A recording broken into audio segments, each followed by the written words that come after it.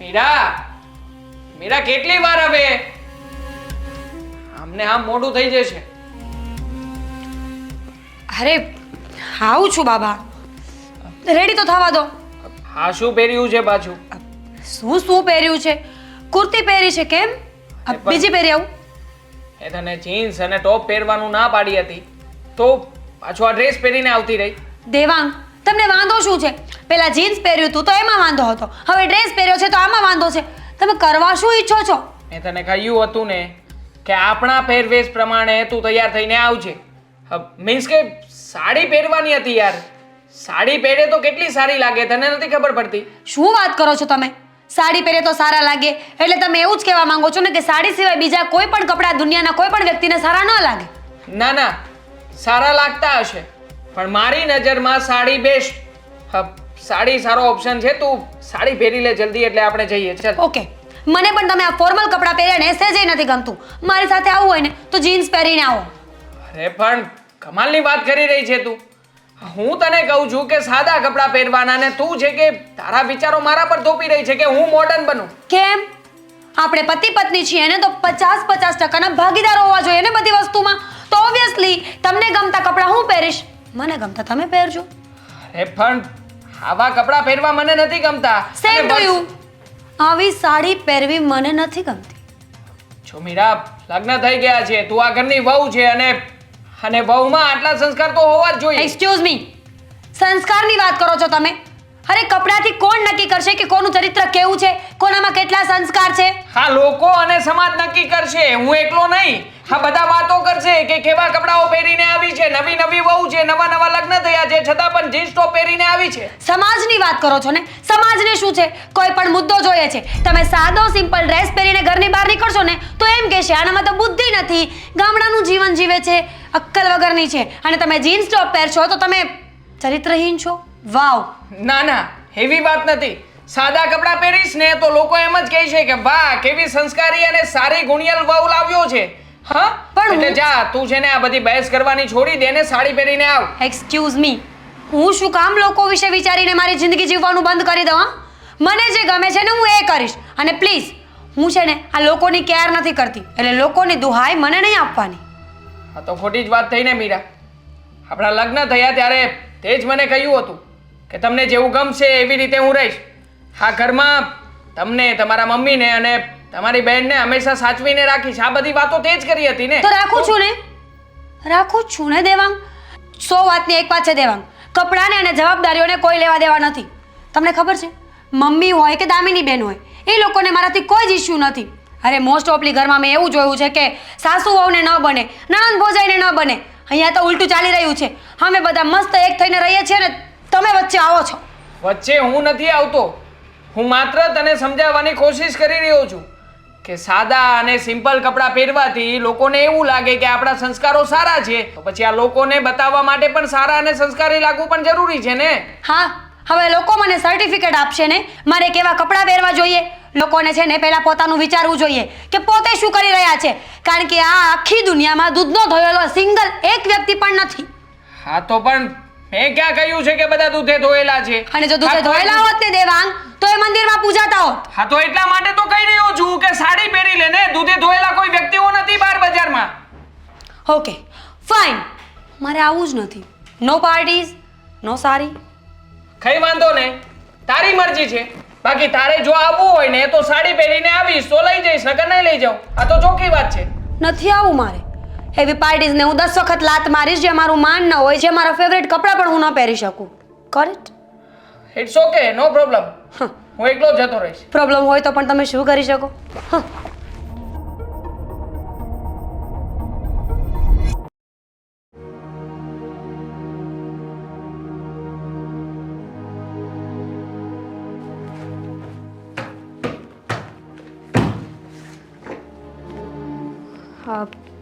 હા, શું કરો છો ભાભી? તમને કહ્યું હતું ને તમારે જવાનું છે. આ બધું મૂકે હું કરી લઈશ. હું ક્યાંય જતી નથી, હું ઘરે જ છું. જતી નથી? તમારે તો પાર્ટીમાં જવાનું હતું ને? જવાનું જ હતું, પણ તમારા ભાઈને હું કાંઈ પણ કરું ને એનાથી પ્રોબ્લેમ હોય છે, એટલે હવે નથી જવાનું. પાછો ઝઘડો કર્યો? હા, પાછો ઝઘડો કર્યો. શું થયું? કઈ વાતને લઈને ઝઘડો થયો ને પાર્ટીમાં જવાનું શું કામ કેન્સલ કરો છો? આવા ઝઘડા તો થયા કરે. મારા કપડાને લઈને તમારા ભાઈને રોજ માટે એક ઇશ્યુ હોય છે કે હું જે કપડાં પહેરું છું ને એ વ્યવસ્થિત નથી હોતા. વ્યવસ્થિત નથી હોતા એટલે એમ કે જીન્સ, ડ્રેસ, શોર્ટ્સ આ બધું હું ન પહેરી શકું. તમે જીન્સની વાત કરો છો? ભાઈને તો આ કુર્તી પહેરી હશે ને એમાં વાંધો હશે ને? હા, હું પાર્ટીમાં આ જ પહેરીને જવાની હતી. મસ્ત રેડી થઈને સામે ગઈ ને તો મને આવું કહી દીધું કે કુર્તી પહેરીને તું નહીં આવી શકે. મેં પણ કહી દીધું તો મને ક્યાં ઇન્ટરેસ્ટ છે. હા તો સારું થયું. ભાઈને એ ખબર નથી પડી કે મેં તો જીન્સ ટોપનો આઈડિયા આપ્યો હતો ને. જોયું હું કેટલી ભૂલક્કડ છું ને.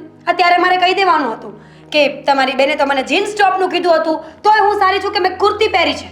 અરે પણ પાર્ટીમાં જવાનું હતું એટલે કહ્યું હતું અને તમને સારું પણ લાગતું હતું. અને આજકાલ તો આ જીન્સ ટોપ ને બધું પહેરવું કોમન થઈ ગયું છે. અચ્છા, તો તમારા ભાઈને સમજાવો ને કે જીન્સ ટોપ, શોર્ટ્સ આ બધું કોમન છે. મારાથી સમજતો હોત તો મેં ક્યારનો ના સમજાવી દીધો હોત. પણ એની છે ને મેન્ટાલિટી ફિક્સ છે. લગ્ન થઈ જાય ને પછી સ્ત્રીઓએ સાડી જ પહેરવી જોઈએ. પહેલાના જમાનામાં એવું ચાલતું હતું કે સ્ત્રીઓ સાડી જ પહેરતી હતી, પણ અત્યારે તો આ કુર્તી પહેરવું, જીન્સ પહેરવું બધું નોર્મલ વાત છે. પહેલાના જમાનામાં પુરુષો પણ તો મર્યાદિત જીવન જીવતા હતા ને, કે નહીં? તો પછી સ્ત્રીઓ પણ એવી રીતે રહેતી હતી. અત્યારના પુરુષોને પોતાએ તો બધા મોજ શોખ કરવા છે, પણ પોતાની પત્ની કઈ બે શોખ વધારે કરી લઈને તો મોત આવી જાય. મને શું છે, હું ભાઈ નથી. ખબર છે મને, એટલે જ હાથ પાછો વળી ગયો ને. હા, તમે ટેન્શન ના લો, હું ભાઈ સાથે વાત કરી લઈશ ને. હું ટ્રાય કરીશ કે હું એને સમજાવું, પણ એ સમજે કે ના સમજે એની ગેરંટી હું નહીં લઉં. હા, વાત તો કરી જવો એક વખત. ન સમજે ને તો પછી હું લડી લઈશ. જો પણ સમજી જશે ને તો મને ફાયદો થશે ને. અમારે બંધનમાં નહીં રહેવું પડે. હવે જોઈએ કે શું થાય છે. બાકી એ તો છે ને એના જૂના જમાનાને મૂકવા માટે તૈયાર જ નથી. દામિની બેન, વાત જમાનાની નથી, મેન્ટાલિટીની છે. પહેલાના જમાનામાં પણ ઘણી છોકરીઓ પહેરતી હતી જીન્સ ટી શર્ટ, એમાં કંઈ નવાઈ નથી અને અત્યારે પણ પહેરે છે. ફક્ત બદલી હોય ને તો વિચારધારણા. સમય તો એવો ને એવો જ છે ને. તમારી પાસે બધી વાતોના જવાબ હોય છે. હા, એ વાત તો સાચી હોય જ ને. રહું છું કોની સાથે? તમારા ભાઈ સાથે. હા, એક સાઈડ એ ના સમજે, એક સાઈડ તમે ના સમજો. વાહ, હું શું નથી સમજતી? હા, કંઈ નહીં, હું તો ખાલી એમ જ કહું છું. પણ ડોન્ટ વરી, હું છું ને. આ તમારી નણંદ કે દિવસે કામ આવશે.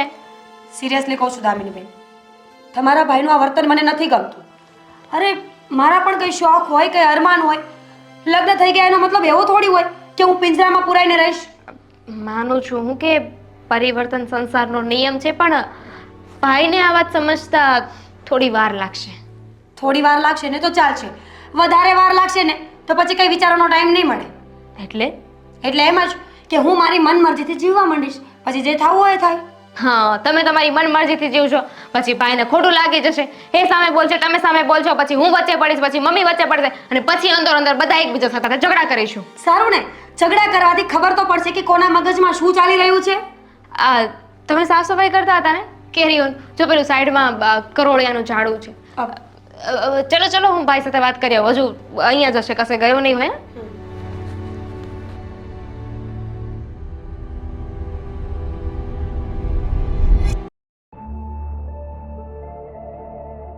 અરે પણ મેં તને કહ્યું છે ને આવું છું.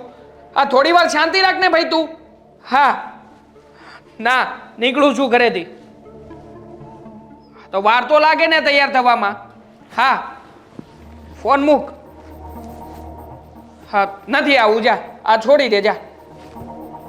હા તો જંગલમાં થોડી વાર રાહ જોઈને બેસ ને ભાઈ. હા, આવું છું. હા ભાઈ, હા બોલ. સીટ જાય છે પાર્ટીમાં. પણ પાર્ટીમાં તો તારે ને ભાભીને સાથે જવાનું હતું ને? જવાનું હતું પણ તારી ભાભી આવવા નથી માંગતી, તો શું કરું? આવવા નથી માંગતી કે તું લઈ જવા નથી માંગતો? મારે તો લઈ જ જવી છે. જો સાડી પહેરીને તૈયાર થવા એ તૈયાર હોય તો, નકર નહીં. કયા જમાનામાં જીવે છે? અરે પાર્ટીમાં જવાનું છે, ભજનમાં નહીં કે સાડી પહેરીને આવે. મારા જમાનામાં જીવી રહ્યો છું. હવે મને સાડીમાં વધારે પસંદ છે, તો સાડી પહેરવામાં શું વાંધો છે એને? હા, તારો જ જમાનો. આ બાબા આદમના જમાનામાં જીવે છે તું. હા તો હે જમાનો તો એ જમાનો. મને આમ પણ હા બાબા આદમનો જમાનો બહુ ગમે છે. તો તારી ભાભીને કહે કે જે જમાનો મને ગમે છે ને એ જમાના પ્રમાણે તૈયાર થઈને આવે.